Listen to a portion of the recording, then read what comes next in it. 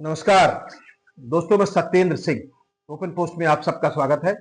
Open post में आज मैं बात करने जा रहा हूं भारतीय जनता पार्टी के नए अध्यक्ष नितिन नवीन के बारे में। दरअसल अभी महीना भर पहले, कुछ समय पहले जो है नितिन नवीन भाजपा के कार्यकारी अध्यक्ष बने थे और फाइनली अब वो भाजपा के अस्थायी अध्यक्ष या एक तरह से भाजपा के 12वें अध्यक्ष चुन लिए गए हैं। तो हम बात करेंगे कि नितिन नवीन के सामने चुनौतियां क्या है या नए अध्यक्ष के रूप में कौन कौन से सवाल हैं जो उनको एड्रेस करना है। दरअसल नितिन नवीन जब से अध्यक्ष बने हैं तो सबसे पहली बात जो उठाई जा रही वो उनकी उम्र को लेकर के है कि भाई उनकी उम्र काफी कम है, सिर्फ 45 साल की उनकी उम्र है। मेरा अपना मानना है कि मुद्दा नहीं है।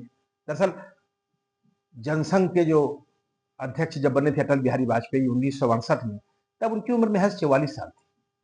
यहाँ तक कि लाल कृष्ण आडवाणी 1973 में जब जनसंघ के अध्यक्ष बने तब उनकी उम्र भी महज 46 साल थी। तो उम्र इशू नहीं है। हाँ, फर्क यह है कि अटल आडवाणी दोनों ही जब अध्यक्ष बने थे तब वो अपने आप को राष्ट्रीय राजनीति में प्रूव कर चुके थे। नितिन नवीन ने ऐसा कुछ अभी तक परफॉर्मेंस नहीं दिया है। हाँ, वो राष्ट्रीय युवा मोर्चा के जो है भाजपा के वो राष्ट्रीय महासचिव रहे हैं और उस वक्त उन्होंने अच्छा परफॉर्म किया है। उस वक्त उन्हें छत्तीसगढ़ की जिम्मेदारी सौंपी गई थी। वो सह प्रभारी थे छत्तीसगढ़ के। तब छत्तीसगढ़ में जो भूपेश बघेल की सरकार को करारी शिकस्त दिया था चुनाव में, विधानसभा में। बाद में उनको जो है पूरी तौर पे छत्तीसगढ़ की जिम्मेदारी लोकसभा में दी गई और छत्तीसगढ़ की सारी लोकसभा की सीटें भाजपा जीत गई थी। ये एक उनका परफॉर्मेंस है जो अतीत में संगठन में उनकी बड़ी भूमिका के बारे में इंडिकेट करता है। लेकिन यह कोई बहुत बड़ा सांगठनिक काम नहीं था जिसकी बड़ी चर्चा रही है देश में। अब हम इसकी चर्चा कर रहे हैं क्योंकि नितिन नवीन सामने खड़े। तो उम्र इशू नहीं है। सवाल यह है कि नितिन नवीन नए चैलेंजेस को फेस कैसे करते हैं, वो उनके अपने कौशल की बात है। मेरा हमेशा से मानना रहा है कि जब आदमी को मौका मिलता है तो आदमी के अपने टैलेंट खुल के सामने आते हैं। अभी नितिन नवीन ने बिहार में भी कोई बड़ी भूमिका नहीं अदा की है। बिहार में अभी पिछले पांचवी बार वो विधायक हैं, अभी मंत्री बने हैं। उनके फादर भी विधायक रहे हैं। तो एक तरह से वो उनकी राजनीतिक भूमिका इतनी बड़ी बिहार में अब तक नहीं स्टैब्लिश हुई है, लेकिन फिर भी जिस तरह की जिम्मेदारी उनको मिली बहुत बड़ी जिम्मेदारी है, तो वो प्रूफ कर सकते हैं और अपनी जगह बना सकते हैं। तो सवाल यह है कि मौका तो मिला है, अब इस मौके को कैसे एड्रेस करते हैं। तो ऐसे में बात करते हैं बेसिकली अब वो चुनौतियां कौन कौन सी हैं जो नितिन नवीन के सामने है। तो नितिन नवीन के सामने जो सबसे बड़ी चुनौती यह है कि भाई नितिन नवीन अमित शाह और मोदी के अपने पसंदीदा जो है चेहरे हैं। अमित शाह और मोदी ने उनको बीजेपी के अध्यक्ष बनाया। माना जा रहा है कि अमित शाह से उनके गहरे ताल्लुक रहे। ऐसे में जो सबसे बड़ी चुनौती नितिन नवीन के सामने है वो है कि नितिन नवीन को भाजपा, अमित शाह और मोदी के साथ साथ संघ को भी साधना है, क्योंकि वो संघ की पसंद नहीं है या संघ ने उनका नाम पुश नहीं किया है। सबसे खास बात यह है कि संघ ने उनके नाम पे कोई एतराज नहीं किया है, लेकिन संघ ने उनके नाम को पुश नहीं किया है। और संघ को उनको एड्रेस इसलिए भी करना है क्योंकि उन्हें मालूम है कि संघ ने भले अमित शाह और मोदी को जो है संगठन को लिए फ्री हैंड दे रखा है और लंबे समय बाद बीजेपी का कोई अध्यक्ष बन पाया उस दशल के बाद, लेकिन अगर संघ खुश नहीं होगा तो भाजपा का कोई भी अध्यक्ष अपनी जगह मजबूती से नहीं टिक पाएगा। ये लाल कृष्ण आडवाणी 2005 में देख चुके हैं। तो उन्हें संघ को साधना है और संघ के विचारों में भी काफी हलचल है, काफी बदलाव हो रहे हैं। संघ अपने आप को नए समय के हिसाब से अपने आप को ढाल रहा है। नए चुनौतियों के हिसाब से नए वैचारिक हलचल पैदा हो रही है संघ के अंदर, जो संघ प्रमुख के बयानों में बार बार दिखता है। तो वो एक बड़ी चुनौती है नितिन नवीन के लिए कि इस नए दौर में संघ को साधना है। तो ये एक बड़ा सवाल है। दूसरा सवाल है कि भाई इमीडिएटली अगर इलेक्टोरल ढंग से देखें चुनाव के हिसाब से तो भाजपा को जो है कई राज्यों में चुनाव में जाना है। अभी पश्चिम बंगाल के चुनाव हैं, आसाम के चुनाव हैं, केरला के चुनाव है, आने वाले दिनों में तमिलनाडु है, इस तरह के कई राज्यों के चुनाव है जो बहुत इंपॉर्टेंट है। भाजपा वहां पे बहुत कुछ उसका स्टेक पर है। बंगाल भाजपा जीतने के लिए पिछले काफी समय से पूरी ताकत लगा के बैठी है। केरला में अपनी जमीन तलाश रही है। आसाम उनकी सरकार है और उसे बचाए रखना है। तो कई तरह के संकट हैं, कई तरह के सवाल हैं।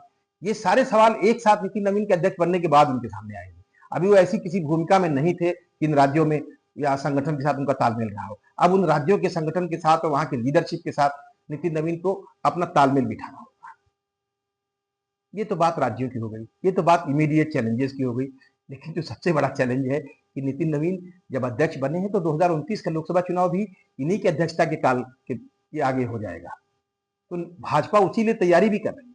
नरेंद्र मोदी और उनकी जो सरकार है वो 2029 के लोकसभा चुनाव के लिए अपने आप को गेयरअप कर रही है और यहाँ पे नितिन नवीन को पार्टी को तैयार करना होगा 2029 के लिए। संघ परिवार 2029 में एक नए लीडरशिप को तलाश रही थी। अब वो चीजें नहीं बन पाई हैं। ऐसे में नितिन नवीन के सामने जो सबसे बड़ी चुनौती है वो ये है कि भाजपा को 2029 के लिए तैयार कैसे करते हैं। 2029 में नरेंद्र मोदी चेहरा रहेंगे नहीं रहेंगे वो अलग कहानी है, लेकिन 2029 तक चुनाव के पहले भाजपा में कई तरह के लीडरशिप के स्ट्रगल भी दिखेंगे जो अभी दिख रहे हैं। अमित शाह, बाबा योगी आदित्यनाथ के बीच का एक पावर स्ट्रगल दिखेगा, क्योंकि मोदी के इस 29 के बाद, मोदी के काल के बाद जो है भाजपा में लीडरशिप में अपने आप को स्टैब्लिश करने का संघर्ष आज ही शुरू हो चुका है। ये भी नितिन नवीन को साधना है। वो भले अमित शाह से उनके बड़े गहरे ताल्लुक है, लेकिन बाबा को भी साधना होगा। नितिन नवीन को मालूम है कि अमित शाह का संगठन में पूरी तौर पर पकड़ है, लेकिन पार्टी के अंदर जो है जो इमोशनल कंटेंट है मासेज में वो बाबा की काफी अच्छी है, तो बाबा को भी साधना है। भाजपा में दूसरे पावर सेंटर भी इमर्ज करना है, जैसे कि महाराष्ट्र के मुख्यमंत्री देवेंद्र फडणवीस काफी ताकतवर उभरे हैं दिल्ली में, पर उनकी भी नजर होगी, तो वो भी एक तरह से पार्टी में एक बड़े पावर सेंटर के रूप में इमर्ज करेंगे। तो कई नए पावर सेंटर्स इमर्ज करेंगे, इसको नितिन नवीन को साधना पड़ेगा। तो नितिन नवीन के सामने 2029 की दूसरी चुनौतियां हैं जो संगठन के अंदर से हैं या लोकसभा चुनाव की तैयारियों के लिहाज से। वैसे देखें, दुनिया भर के जियो पॉलिटिक्स में काफी बदलाव हो रहा है, काफी कुछ बदला है दुनिया भर में। आज जो है जो भारत जो है कल तक अमेरिका पर झुका हुआ दिख रहा था, अमेरिका के साथ दिख रहा था, आज अमेरिका के टैरिफ के दबाव में भारत जो है चीन और रूस के साथ अपने नए रिश्ते साध रहा है। तो जो चीन और रूस को लेकर के, कम्युनिस्ट पार्टी को लेकर भाजपा की जो राजनीति थी उसमें काफी बदलाव आएगा, वैचारिकी बदलेगी या बदलना पड़ रहा है भाजपा को। अभी हाल ही में दिल्ली में जो है कम्युनिस्ट पार्टी या फिर चाइना के लोग आए थे, वो भाजपा के कार्यालय में उनकी मुलाकात हुई है। तो चीन को लेकर के, रूस को लेकर के, कम्युनिस्ट पार्टी को लेकर के एक नए तरह से अपने आप को एड्रेस करना पड़ेगा, गहरी वैचारिकी की जरूरत पड़ेगी। तो नए जियो पॉलिटिक्स के दौर में नितिन नवीन के सामने बहुत गहरी चुनौतियां हैं, इसको भी उन्हें साधना होगा। इसके लिए उनके पास खुद की मजबूत वैचारिकी की जरूरत पड़ेगी, क्योंकि ये सारे सवाल अपने संगठन के, अपने सबॉर्डिनेट्स के साथ, संगठन के दूसरे नेताओं के साथ उनको साझा करना होगा।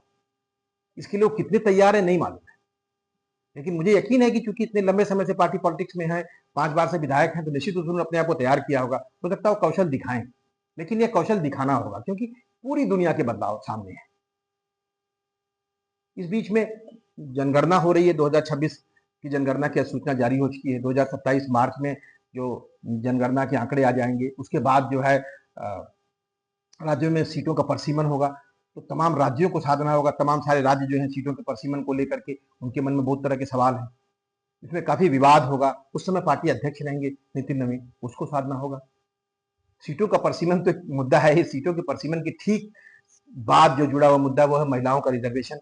नरेंद्र मोदी ने महिला रिजर्वेशन बिल पास करा रखा है, 2029 में उसको लागू करना है।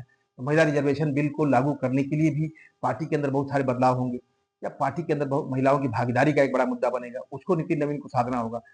राष्ट्रीय राजनीति में मुद्दे बदलेंगे, उसको साधना होगा। तो कुल मिलाकर करके बहुत सारी चुनौतियां नितिन नवीन के सामने है।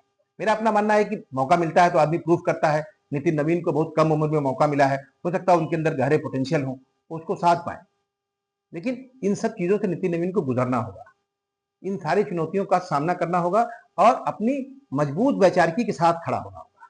नितिन नवीन का कौशल बहुत इंपॉर्टेंट है। अगर नितिन नवीन इन तमाम सारी चुनौतियों को ठीक से साध पाए तो निश्चित रूप से 2029 तक नितिन नवीन भारतीय राजनीति के एक नए बड़े चेहरे बन सकते हैं। बहरहाल हमारी उनके पास शुभकामनाएं हैं, लेकिन हमने इन चुनौतियों की बात इसलिए की क्योंकि ये चुनौतियां सामने हैं और उनको फेस करना निश्चित रूप से उन्हें पड़ेगा। ये कोई काल्पनिक बातें नहीं है। बहरहाल हमें नितिन नवीन की बात करनी थी, इन चुनौतियों की बात करनी थी, हमने बात की। दूसरे विषयों पे बात करेंगे, दूसरे सवालों पे बात करेंगे कल। तब तक के लिए नमस्कार।